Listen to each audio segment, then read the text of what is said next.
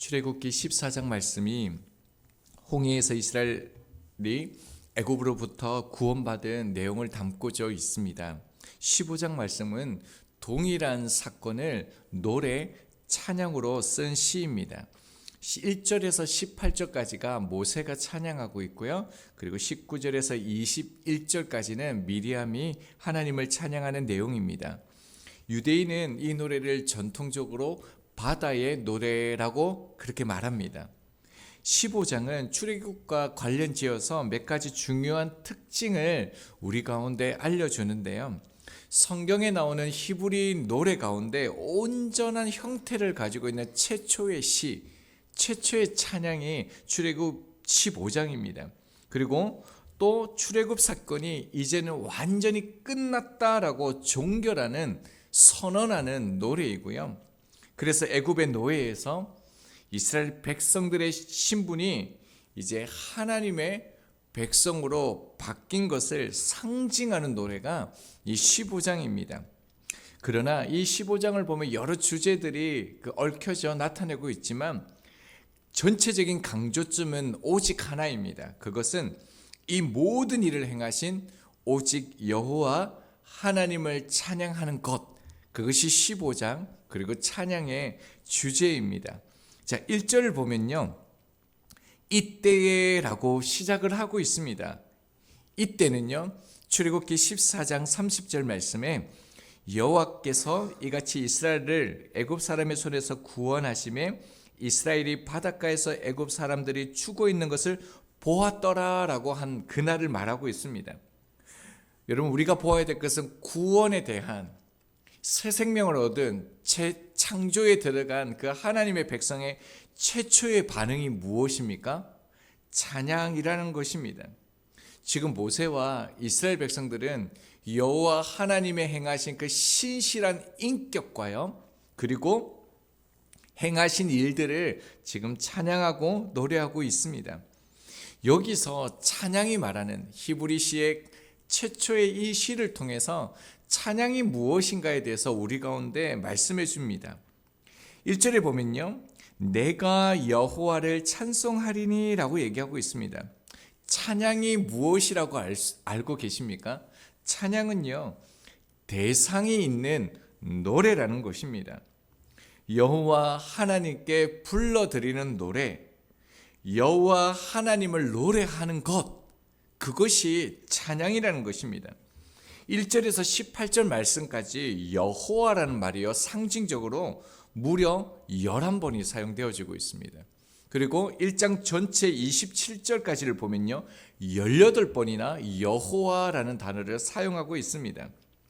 성경이 말하는 노래는 구별된 노래인데요, 그것은 바로 여호와 하나님을 향한 대상이 있는 것, 그것을 찬양이다라고 말하고 있습니다. 사무엘하 23장 1절입니다. 이는 다윗의 마지막 말이라. 이새의 아들 다윗이 말하며 높이 세워진 자, 야곱의 하나님께로부터 기름 부음 받은 자, 이스라엘의 노래 잘하는 자가 말하노라 라고 말합니다. 특이한 게요, 이스라엘의 노래 잘하는 자가 말한다라고 얘기하고 있습니다. 성경이 무엇을 말하는 걸까요? 노래를 잘하고 연주를 잘하고 탁월한 예배 인도자가 다윗이다, 이것을 강조하는 걸까요? 그렇지가 않습니다. 성경이 말하는 것은요, 다윗이 그의 평생의 노래, 찬양이 무엇이었느냐 하면 여호와 하나님만을 찬양했다라는 겁니다. 다윗은 분명하게 그 대상을 알고 그 여호와 하나님만을 찬양했다라고 말하고 있습니다. 오늘 본문에 보면요, 모세나 아론의 행한 일을 전혀 언급하지 않습니다.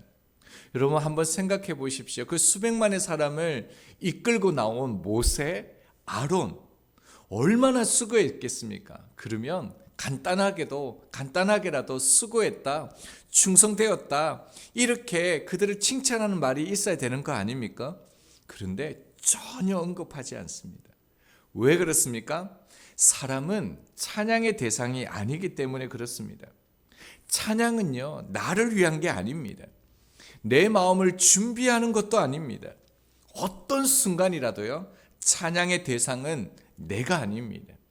예배 공동체도 아닙니다. 찬양은요, 그 누구의 대상이 될 수도 없고요. 오직 경배 받으실 여호와 하나님을 향하는 것임을 분명하게 오늘 말씀을 통해서 알려주십니다. 그리고 2절을 통해서도 찬양이 무엇인지 중요한 사실을 우리 가운데 보이는데요.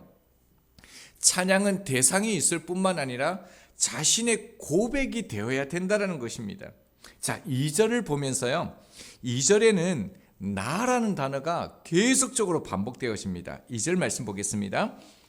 여호와는 나의 힘이요 노래시면 나의 구원이시로다. 그는 나의 하나님이시니 내가 그를 찬송할 것이요 내 아버지의 하나님이시니 내가 그를 높이시로다.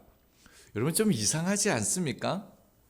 이 노래는요, 지금 분명히 출애굽한 민족 전체의 노래입니다. 개인의 고백이나 개인이 하나님 앞에 나아가는 그런 시간이 아닙니다. 그러면 분명히 민족들이 모여 있으면 우리의 하나님, 우리 가운데 행하신 그 놀라운 하나님을 우리가 함께 찬양합시다. 이렇게 말해야 되는 것이 맞습니다. 그런데 성경은 그렇게 말하지 않고요. 우리가 아니라 내가 계속적으로 이렇게 말하고 있다는 겁니다. 무엇을 말하는 걸까요?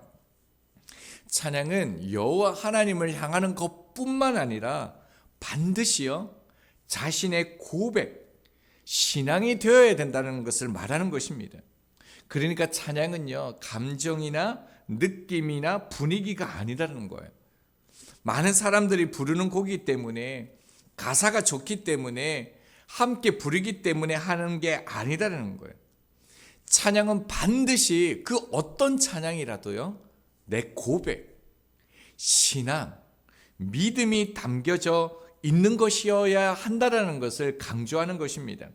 그래서 2절은요 여호와는 나의 라고 시작해서 내가 그를 높이리다 라고 끝나고 있는 거죠. 다윗도 이렇게 얘기했습니다. 시편 118편 14절 여호와는 나의 능력과 찬송이시요 또 나의 구원이 되셨도다. 이사야 선지자도요 이사야 12장 2절 보라 하나님은 나의 구원이시라 내가 신뢰하고 두려움이 없으리니 주 여호와는 나의 힘이시며 나의 노래시며 나의 구원이심이라 라고 고백하고 있습니다. 다윗도 이사야도요 성경의 그 인물들을 보면 공통적으로 나의 구원이 되셨도다 라고 얘기하고 있습니다. 모세의 구원이 사건이 아니라 이스라엘 백성들에게 행하였던 그 사건이 아니라 어떤 것이라는 겁니까? 나의 사건, 자신의 고백과 신앙, 믿음으로 하나님을 찬양하는 것임을 알 수가 있습니다.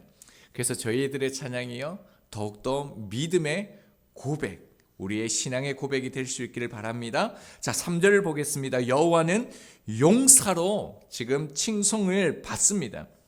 출애굽기는 지금까지 우리가 보아오면서요 이스라엘 백성들을 위해 여호와께서 그 애굽의 신들에 대한 그 전쟁, 그들과 싸우신다라는 그 개념을 발전시켜 왔습니다.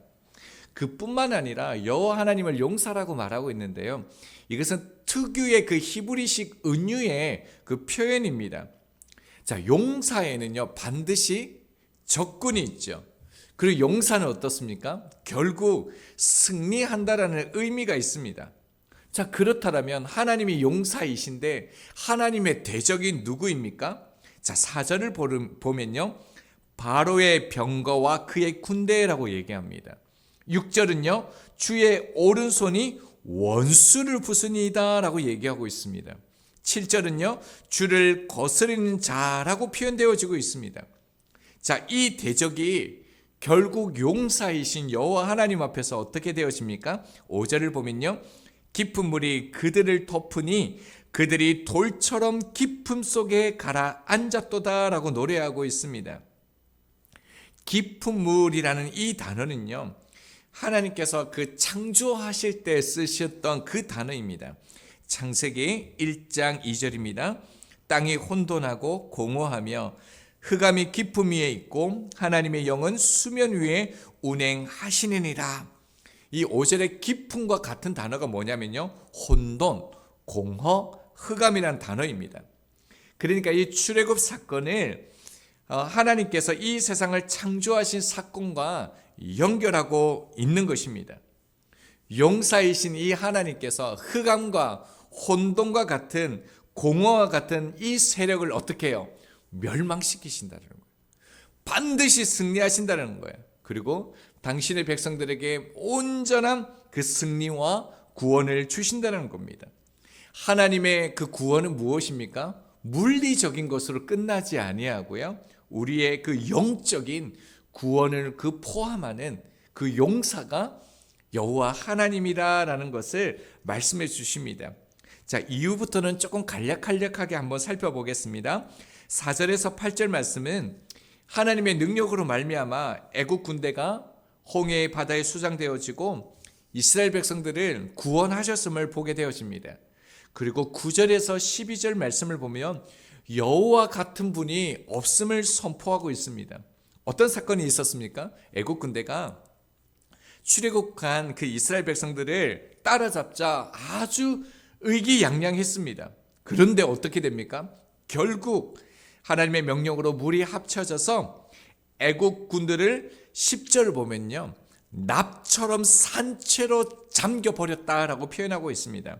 이 표현은 5절에 돌처럼 깊음 속에 가라앉았도다라는 표현과 같습니다. 그들이 입고 있었던 갑옷은 철과 구리로 되어 있었기 때문에 돌보다 더 빨리 그들을 삼켰다라는 것입니다. 하나님이 행하시는 그 놀라운 일들, 하나님의 위대하심, 하나님과 같은 분이 없다라는 것을 찬양하고 있습니다. 그러면서 13절에서 17절은요, 이스라엘 백성들을 이제 약속의 땅, 가나안 땅으로 인도하실 것, 그리고 거기에 심으실 것을 말씀하고 있습니다. 13절 말씀을 보면요, 구속하신 백성을 거룩한 초소에 들어가게 하신다라고 말합니다. 거룩한 초소가 가나안 땅입니다. 그런데 여러분, 지금은 어디입니까? 홍해를 바로 건넌 그 상황입니다. 아직 광야 40년을 보내지도 않았습니다. 그런데 지금 모세는 무엇을 보고 있습니까? 우리를 가나안 땅에 들어가게 하실 그 하나님을 믿음으로 바라보고 있습니다. 그뿐만 아니라 그 하나님을 지금 찬양하고 있는 것이죠. 자, 그리고요, 14절에서 16절은 블레셋, 에돔, 모압, 가나안 땅에 거하고 있는 열방, 그리고 거민과 방백과 영웅들은 사실은 이스라엘 백성들을 두렵게 하는, 가나안 땅을 정복하는 데 있어서 위험한 요소들이었습니다. 하지만 어떻게 된다라고 선포하고 있습니까? 이스라엘 백성들이 이 나라들을 두려워하는 것이 아니라 오히려요, 그들이 이스라엘 백성들을 두려워할 것이라고 모세가 지금 찬양하고 있는 거예요. 믿음으로 선포하고 있는 거예요. 그리고 실제로요, 민수기 20장 21절, 20장 21장, 그리고 여호수아 1장부터 10장까지를 보면요, 오늘 나열했던 이 순서대로 그대로 이 나라들을 정복합니다. 그리고 가나안 땅에 들어가죠. 여러분, 지금 모세가 믿음의 눈을 열어서 이런 일을 행하실 하나님을 찬양하고 있다라는 것입니다. 그러면서 17절은요, 하나님의 백성을 이렇게 말합니다. 하나님이 원하시는 곳에 심으신 나무와 같다라고 얘기합니다. 참 중요한 표현이죠. 하나님은 아브라함을 갈대 우르에서 옮겨 가나안 땅에 심으셨습니다. 그리고 지금 이스라엘 백성들을 애굽에서 파서 새 땅에 심으시려고 합니다. 하나님의 거처는요, 하나님의 백성입니다.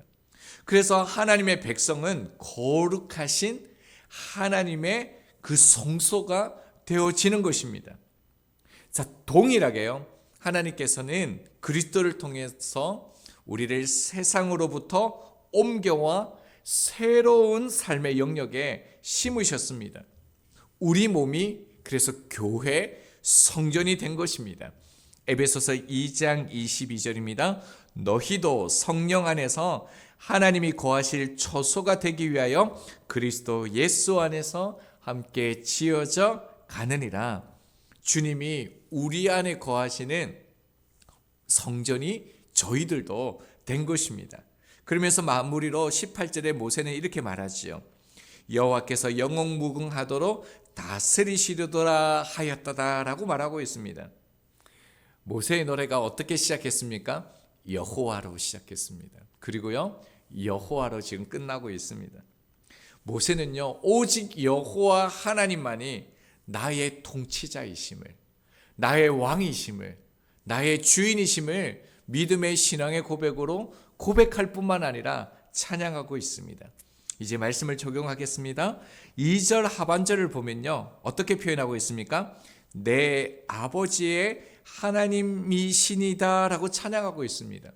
이 말씀을 묵상하면서 참 한참 동안 멈추어져 있었습니다.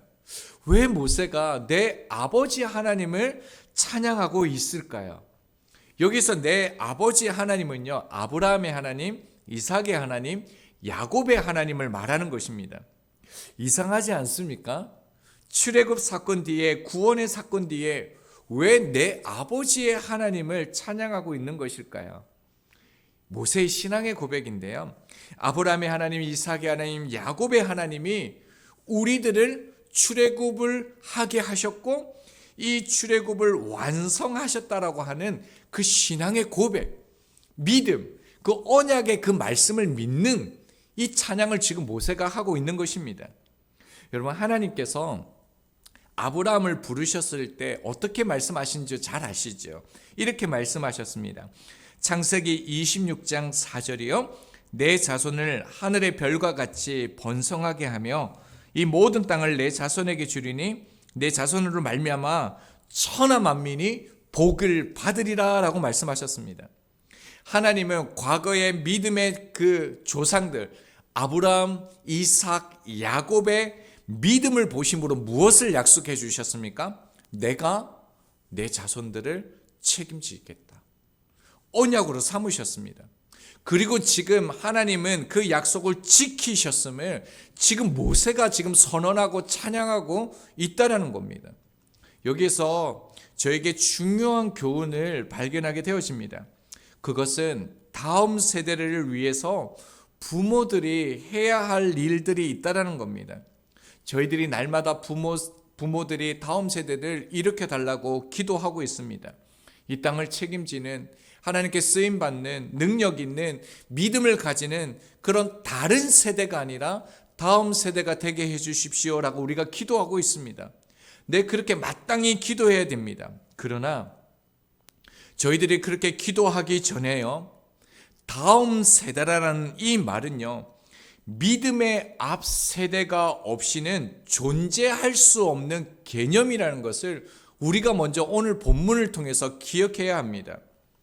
다음 세대들을 위해서 우리가 물질도 시간도 공간도 투자해야 합니다. 그러나요, 다음 세대는 앞 세대의 신앙의 본이 없이는 절대로 세워질 수 없다라는 것을 오늘 성경 말씀이 우리 가운데 가르쳐주고 있습니다. 아브라함, 이삭, 야곱의 믿음의 삶이 무엇을 말합니까? 모세라는 하나님이 세우시는 세대가 일어섰다라는 것입니다. 저희들도요, 아브라함처럼, 이삭처럼, 야곱처럼 살아내야 합니다. 그렇지 않고요, 애굽의 기성세대로 전락해버리고 안주해버리면 다음 세대는 존재할 수가 없는 것입니다. 제목을 생뚱맞지만 아이 잘 키우세요 라고 얘기했습니다. 제가 무슨 수로 아이를 잘 키울 수 있겠습니까? 제가 어떤 힘이 있어서 아이들을 지키고 보호할 수 있겠습니까?